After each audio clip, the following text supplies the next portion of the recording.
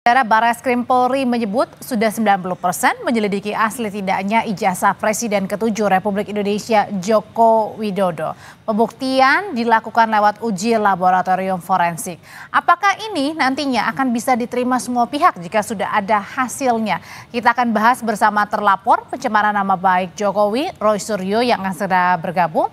Dan kini juga sudah ada kuasa hukum Jokowi, Rifai Kusumanegara. Malam Bang Rifai.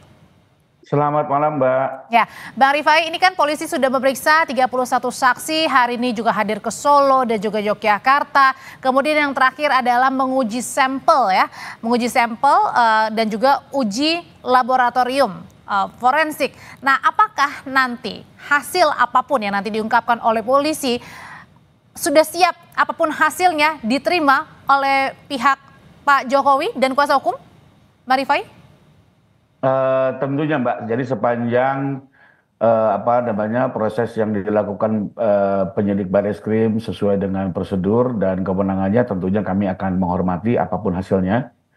Ya, dan perlu saya sampaikan juga bahwa memang kami sendiri sudah diminta secara tertulis oleh Barreskrim untuk menyerahkan ijazah asli Bapak Jokowi ya besok pagi pukul 9 di Barreskrim, dan sudah ada surat permintaan resmi. Sekalipun ini masih dalam tahap penyelidikan ya, tapi kami menghormati permintaan itu dan kami akan serahkan untuk dilakukan pengujian secara objektif dan sesuai juga dengan kaidah. Jadi besok pada pukul 9 pagi ini di Barreskrim apa saja? Kami diminta menyerahkan, jadi ada melalui surat dari Barreskrim ya. Termasuk juga dengan kehadiran Pak Jokowi, Bang Rifai? Besok itu untuk menyerahkan dulu ijazahnya. Mungkin setelah itu baru didengar, setelah ada hasilnya atau bagaimana. Jadi besok kita mengikuti aja semua agenda. Dan kami juga mengikuti, Barreskrim sendiri sudah memeriksa banyak pihak ya, baik pihak kampus maupun teman-teman Pak Jokowi. Dan kami menghormati semua apa yang dilakukan sepanjang untuk mengungkap kebenaran. Jadi kami ulangi lagi, besok akan hadir pada pukul 9 pagi hanya untuk tim kuasa hukumnya yang hadir membawa ijazah Pak Jokowi ya, tanpa kehadiran Pak Jokowi di Barreskrim. Betul, akan diserahkan oleh Mas Syarif ya selaku ajudan pribadi dengan didampingi oleh para advokat. Oke, apakah jam sudah 10 Mbak, sorry jam 10 pagi. Jam 10 pagi besok di Barreskrim. Oke, sekarang saya mau ke Mas Roy, apakah sudah bergabung Mas Roy? Iya, sambil menunggu Mas Roy Suryo akan bergabung, saya akan kembali lagi ke Bang Rifai. Bang Rifai, kalau tadi pihak dari penyidik Polri mengatakan bahwa uji lapor ini yang cukup krusial ya, karena bisa menggugurkan 90% bukti-bukti yang lainnya. Nah, menurut Anda sendiri uji lapor ini akan seperti apa mekanismenya dan kenapa ini menjadi titik krusial nih untuk menentukan ijazah Pak Jokowi asli atau tidak? Ya, karena kalau memang dituduhkan adanya sebuah dokumen palsu, ya tentunya dalam sistem hukum Indonesia sudah ada sebuah lembaga, yaitu Laboratorium Forensik Polri, di mana di dalamnya juga terdiri dari tentunya ahli-ahli, ya, yang menguasai dengan teknologi menggunakan kimia, fisika dan segala macamnya untuk menguji, ya, seperti misalnya menguji tanda tangan, menguji hasil cetakan, itu semua mereka sudah punya metodologinya, dan selama ini dalam sistem hukum Indonesia hasil laboratorium mereka yang diakui. Demikian, Mbak. Meskipun juga sempat ada omongan dari Mas Roy Suryo sebagai pihak terlapor ini ingin pengujiannya ini dilakukan di luar negeri. Menurut Anda setuju hal itu? Persoalannya di Indonesia sendiri tidak mengakui sistem hukum dalam sistem hukum Indonesia tidak diakui laboratorium luar negeri ya. Jadi yang kita akui adalah yang selama ini sudah melakukan kewajibannya dan sudah berpuluh-puluh tahun puslapor itu melakukan tugasnya, Mbak. Di berbagai kasus, bahkan kasus-kasus yang lebih pelik dari ini gitu ya. Termasuk dalam menguji uang palsu dan segala macam, mereka ada sebuah laboratorium, di dalamnya pun juga para ilmuwan dari berbagai ilmu yang saya tahu, dan mereka bekerja independen. Jadi tidak perlu menurut Anda dan tim lainnya untuk pengujiannya dilakukan di luar negeri ya, cukup di Indonesia saja? Bukan hanya tidak perlu, sistem hukum Indonesia tidak mengenal prosedur itu. Oke. Gitu ya. Tapi kan nanti kan bisa diuji sendiri, lapornya sendiri misalnya. Bisa nanti diuji di pengadilan kalau memang dianggap bermasalah. Tapi sejauh ini sudah berpuluh-puluh tahun lembaga itu yang memang kita percayakan, Mbak. Oke, kalau gitu saya coba tanyakan kembali ini ke Mas Roy Suryo. Mudah-mudahan sudah bergabung, tapi sambil menunggu saya kembali lagi ke Bang Rifai. Bang Rifai, kalau misalnya apapun hasilnya nanti akan diumumkan dari polisi begitu, apakah menurut Anda sendiri ketika nanti sudah diumumkan ijazah Pak Jokowi asli atau tidak dari hasil-hasil pembuktian begitu, apakah ini nanti secara otomatis juga menggugurkan dengan tuduhan-tuduhan lainnya? Karena kan ini pelaporan terkait dengan ijazah, dugaan ijazah palsu ini bukan hanya di Mabes ya, tapi ada di Polda, ada di Polres, kemudian juga ada di Solo bahkan. Ya tentunya dari hasil ini nanti penyidik akan bersikap ya pertama terhadap laporan yang ditujukan kepada Pak Jokowi sendiri, termasuk juga dengan laporan yang sudah kami ajukan di Polda Metro Jaya. Jadi memang ini menjadi penentu ya, dan mari kita sama-sama kawal proses pengujian ini dan hasilnya dapat segera disampaikan kepada publik. Tapi kalau buat kami sendiri dari tim penasihat hukum, kami sendiri confidence, Mbak. Artinya kan semua fakta, semua saksi kampus sudah membenarkan, teman-temannya Pak Jokowi sudah membenarkan Pak Jokowi kuliah di situ. Kami tidak ada keraguan, ijazah itu pasti asli. Apa kepentingannya membuat palsu? Faktanya memang Pak Jokowi kuliah dari awal sampai selesai, ya sudah diakui juga oleh kampus, itu kan. Jadi ya tinggal kita lengkapi saja dari hasil laboratorium forensik ya. Sebenarnya fakta-faktanya sudah teruji kok, sudah diperiksa, kampus sudah memberikan keterangan. Kalau apa namanya dikejar terus persoalan ya kita nggak ada henti-hentinya gitu ya. Kampus menjelaskan, dipersoalkan fontnya, dipersoalkan fotonya gitu. Nanti dari situ lari lagi ke skripsi. Kami nggak mau lari-lari, Mbak. Kita fokus dulu ke ijazah. Apakah ijazah ini asli atau palsu? Karena terlapor sendiri sudah menuduh ijazah ini palsu dengan versinya masing-masing. Dengan keyakinan itu sebenarnya apa saat ini? Berarti apakah dari tim kuasa hukum Pak Jokowi ini juga tidak perlu ada hal mungkin yang dipersiapkan begitu? Karena sudah yakin bahwa ya ijazah Pak Jokowi asli. Ya, jadi dan kami nggak ada yang perlu dipersiapkan, Mbak, karena kami mengalir saja. Karena fakta adalah fakta gitu ya, tidak mungkin juga bisa diubah. Kebenaran tetap akan terungkap pada waktunya kan begitu. Dan apa namanya, kami juga tentunya melihat ini dari berbagai aspek gitu ya, sehingga kami sih meyakini tidak ada kepentingan untuk memalsu, nggak ada kegunaannya juga gitu. Buat apa? Gitu. Kalaupun ijazahnya hilang kan juga dikeluarkan misalnya oleh kampus surat keterangan gitu kan. Jadi nggak ada kepentingannya sih kalau kami lihat sih. Dan nanti biarlah waktu dan proses yang menjawab semuanya. Saya akan ke Mas Roy. Sudah bergabung ya Mas Roy ya? Sudah Mbak Audrey, mohon maaf ini sinyalnya kurang bagus, saya ada di tempat yang agak kurang bagus ini. Ya, nggak apa-apa. Mas Roy, tadi ini dari pihak kuasa hukum Pak Jokowi sudah sangat yakin bahwa ijazah Pak Jokowi asli, karena tadi dari pihak penyidik Mabes juga mengatakan bahwa tinggal 10% lagi, tinggal uji lab lagi. Nah, menurut Anda apakah keyakinan itu kemudian artinya membantah semua tudingan terkait dengan ijazah palsu, tuduhan Anda dan kawan-kawan, Mas Roy? Gini. Kami sangat senang ya, kami sangat senang dengan uji laboratorium forensik dan juga lab yang dilakukan oleh Barreskrim siang hari ini dan tim ada di Jogja dan Solo. Tolong juga dibaca baik-baik, yang dilakukan adalah pemeriksaan untuk 90% itu adalah untuk sampel pembanding. Jadi sampel pembanding itu adalah yang dari teman-temannya waktu SMA dulu namanya SNPP, sekarang SMA 6, dan juga teman-temannya yang dulu di Fakultas Kehutanan. Belum pada uji ijazahnya Jokowi sendiri. Jadi nanti kan tadi Pak kan mengatakan, tadi kan mengatakan yang 10% itu bisa membuyarkan semuanya kalau memang ternyata hasilnya tidak identik. Jadi kita hormati saja, dan karena saya tetap yakin, saya tetap 99,9% yakin skripsi yang saya lihat di Fakultas Kehutanan UGM itu adalah 99% palsu, maka nanti kalau misalnya hasil uji labnya skripsinya ternyata asli, nggak apa-apa, namanya ilmu pengetahuan kita harus berani diuji dong. Saya tentang sampelnya bener nggak?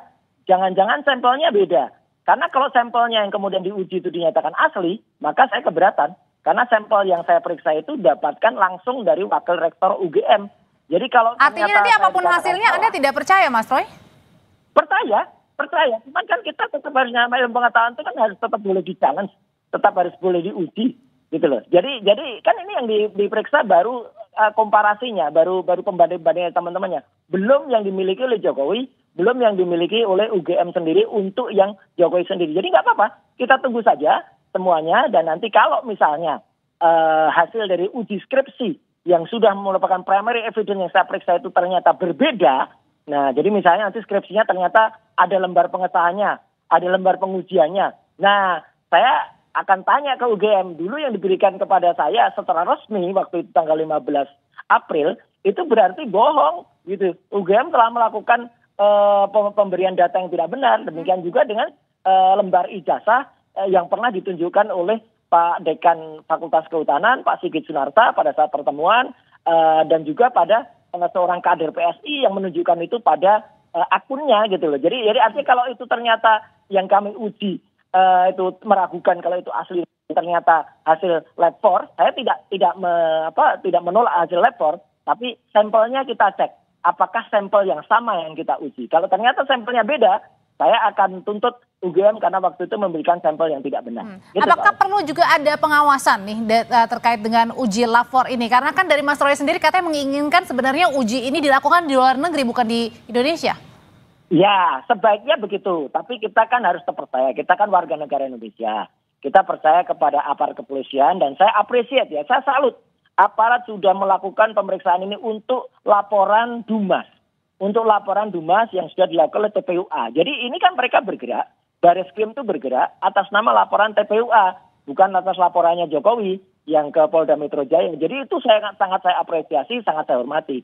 Tapi saya juga menghormati tadi jawaban dari penasihat hukum ya, yang Pak Rifai dan kawan-kawan yang tetap percaya, nggak apa-apa. Ini namanya ilmu pengetahuan, itu ada yang benar, ada yang salah, dan nanti kita tes saja apa yang sebenarnya sudah terjadi, dan kemudian kalau memang ada perbedaan, nah kita cek lagi sampelnya sama nggak. Jangan-jangan sampel yang diberikan UGM kepada kami, saya, Dr. Resmond dan Dr. Rifa, waktu itu sengaja dibedakan. Nah kalau sengaja dibedakan, berarti ada mens rea atau ada niat kurang bagus. Padahal itu pertemuan resmi loh Mbak Putri. Perwakilan Indonesia mencatat waktu itu. Itu Mbak. Oke, kalau gitu Bang Rifai, nanti apapun hasil ya, misalnya kalau misalnya dinyatakan ijazah Pak Jokowi ini kemudian asli, apakah kemudian Pak Jokowi ini memberhentikan begitu ya, atau mencabut kembali laporan terkait dengan tuduhan ini, salah satunya juga dilayangkan kepada pihak terlapor, dalam hal ini Mas Roy?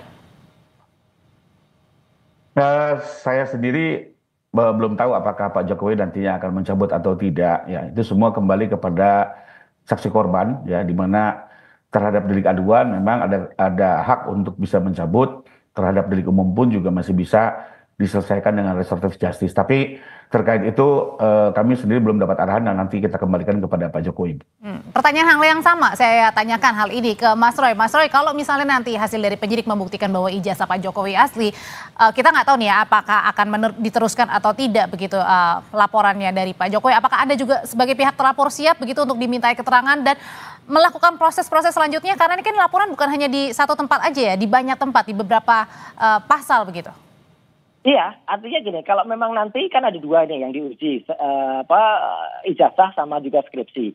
Kalau memang ijazah, oke, karena kami memang belum memegang ijazah yang benar ya, fisiknya belum pegang, kecuali yang sudah diposting sama kader PSI waktu itu, dan juga yang sudah ditunjukkan oleh Pak Sigit Sunarta. Nah, kalau ternyata asli, ya nanti kita lihat aslinya seperti apa, baru kita cek juga. Saya tetap punya hak untuk mengecek, karena Pak Jokowi itu adalah pejabat publik, dia adalah Dewan Pengarah dan Antara. Dia bukan rakyat biasa, jadi tetap harus. Tapi kalau sekali lagi, kalau skripsinya dinyatakan asli, mohon izin kami untuk melakukan uji sampel bersama. Ya gitu, jadi sampelnya sama nggak? Kalau ternyata sampel yang diuji itu adalah sampel yang ada di Universitas Gadjah Mada yang sama kami pegang, nah kami mempertanyakan kok bisa kayak gitu asli? Nggak ada lembar pengesahannya, nggak ada lembar pengujiannya, nama dosen pembimbingnya salah, yang satu profesor, yang satu doktor, tidak ada nama Pak Kasmuji. Tidak ada kemudian lagi hal-hal yang kemudian bahkan bentuk tanda tangannya juga meragukan. Jadi nggak apa-apa Mbak, tapi kita objektif aja. Kalau nanti benar, saya akan bilang benar. Kalau nanti tidak, ya saya akan bilang tidak. Dan kalau nanti lanjut, misalnya itu masih palsu, ya kita akan teruskan. Kalau itu memang asli, ya kita tes lagi nanti sampelnya. Itu aja, sampel aja sebenarnya. Kalau dari dulu ditunjukkan, sudah selesai dari dulu lah, nggak merepotkan banyak orang. Gitu. Mas Roy, kalau besok kan ini dari Barreskrim katanya meminta dari pihak untuk kuasa hukum Pak Jokowi memberikan ya ijazahnya kemudian untuk diteliti di uji lapor begitu. Nah, apakah dari pihak Mas Roy, pihak terlapor ini juga sudah menerima undangan pemanggilan baik mungkin dari pihak Mabes maupun juga di Polda? Sama sekali belum. Sama sekali belum. Sampai dengan kita Zoom, kita telepon live by phone saat ini belum. Tapi saya menghormati kapan saja itu ada, saya akan siap datang bersama dengan kuasa hukum. Dan juga makanya teman-teman yang sekarang sudah dipanggil pun juga datang gitu. Meskipun ada juga yang tadi mempertanyakan, ada yang tadi belum datang karena panggilannya klarifikasi kok sudah dijadikan saksi gitu. Kemudian kan udah ditaruh pasal-pasal yang pasal 32, 35 yang tidak ada hubungannya sama sekali. Kan kasihan para yang terperiksa tadi atau yang terklarifikasi tadi gitu. Mereka sama sekali tidak harus repot dengan adanya seseorang yang tidak menunjukkan jasa, kok mereka malah sekarang malah jadi repot. Itu Mbak Audrey. Jadi kalau dari awal sekali lagi tidak bikin gaduh dengan sendirinya, ya tentu saja masyarakat tidak akan gaduh dan masyarakat tidak akan direpotkan dengan hal seperti ini. Oke, dengan cepatnya penyidik datang ke Solo, ke Jogja, kemudian akan segera juga melakukan uji lapor dan tadi dibilang 90%, artinya tinggal 10% lagi proses penyelidikannya. Nah, sejauh ini apakah menurut Mas Roy sendiri sudah puas begitu dengan kecepatan kinerja dari penyidik? Kalau itu bagus. Sebenarnya ini bukan kecepatan ya. Laporan TPUA itu sudah dimasukkan bulan Desember 2024. Ya, jadi sebenarnya ini sudah 6 bulan ya, bulan Desember. Jadi tapi saya tetap appreciate ya.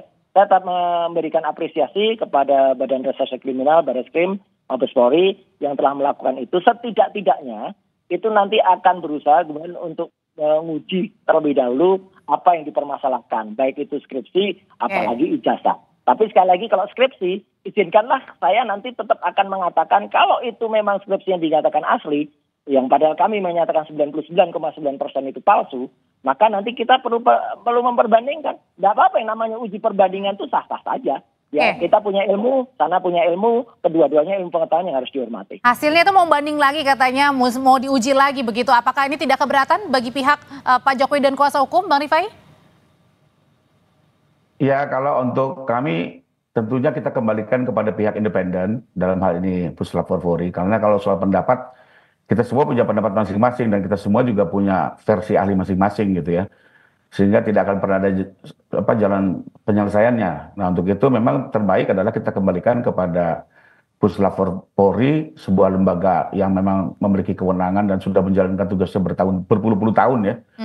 Yang tadi saya bilang untuk perkara-perkara yang jauh lebih pelik dari ini ya, mata uang palsu dan segala macam, mereka punya kemampuan dan juga sudah ilmunya juga multidisiplin ya.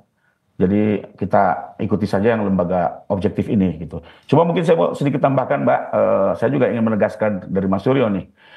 Awalnya ini kita bicara soal ijazah yang dituduh palsu kan begitu, dan tiga jangan lari dulu ke skripsi. Jadi statement awalnya adalah soal ijazah palsu ya, dan ada beberapa yang membuat versi masing-masing ya. Saya tetap tidak akan menyebut siapa terlapor ya, tapi ada satu versi yang bilang bahwa ijazah ini sebenarnya punya sepupunya Pak Jokowi dengan metode menggunakan aplikasi tertentu merubah foto. Nah, itu harus juga dipertanggungjawabkan. Kedua, ada lagi versi yang bilang berdasarkan ilmu kedokteran bisa melihat dari bentuk mata, ciri-ciri tubuh bahwa ini bukan ijazah Pak Jokowi, fotonya berbeda. Nah, ada versi kedua.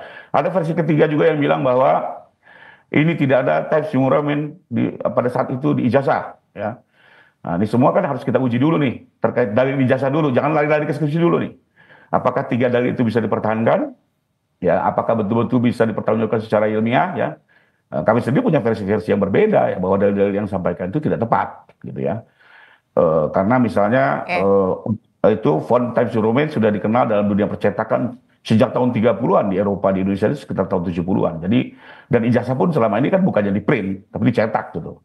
Tapi biarlah itu nanti dalil-dalil itu sendiri juga. Makanya kami tidak mau juga berdebat kusir, biarkan nanti lembaga independen yang akan menguji ya. Terus kedua tadi Mas Suryo menyampaikan bahwa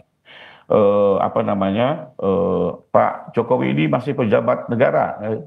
karena beliau sebagai pengawas di Danantara, saya pikir nggak tepat ya, karena pengawas atau prestasi di Danantara itu bukan kategori pejabat negara Oke. ataupun pejabat publik ya. Itu silakan lihat di undang-undang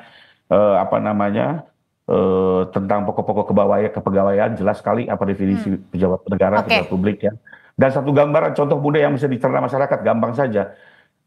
Mantan Perdana Menteri Thailand Thaksin itu kan juga merupakan organ di Danantara sebagai penasihat. Apakah itu dianggap pejabat publik, pejabat negara? Kan bukan gitu ya. Jadi saya pikir juga argumentasinya harus lebih tepat lah. Ya, jangan digebiah-uyah. Nanti masyarakat semakin bingung. Bahwa membela diri silakan saja, saya hormati ya. Oke. Saya juga Kita tanyain hal ini ya ke Mas Roy. pelapor ya, tapi mungkin lebih proper lah argumennya. Demikian. Oke, Mas Roy. Ya, jadi nggak apa-apa kalau soal pejabat negara nanti bisa kita uji, yang jelas tidak layak lah menggunakan pasal 27 yang mengaku sebagai rakyat biasa. Itu aja gitu. Kemudian kalau soal ijazah itu sama. Apa yang kami uji itu adalah apa yang diposting dan dinyatakan asli oleh seorang kader yang waktu itu dia jelas betul menyatakan itu asli. Dan itu adalah cukup similar dengan yang sudah ditunjukkan oleh Sigit Sunarta. Bahwa kemudian nanti misalnya dikatakan, oh ijazahnya bukannya gitu. Nah, berarti nanti kita lihat siapa yang kemudian sudah mempublikasikan, mentransmisikan, kemudian melakukan pengubahan terhadap ijazah yang tadi disebut asli itu. Itu aja, jadi gunakan juga pasal-pasal di ITE itu dengan benar. Jangan kemudian pasal 32, 35 yang... Jadi perdebatan ini menurut Mas Roy masih panjang ya Mas Roy ya? Iya, karena kan kita berdebat dengan ilmiah, Mbak. Kita berdebat dengan ilmu pengetahuan. Kita tidak sekedar naratif. Meskipun polisi juga sudah menyelidiki?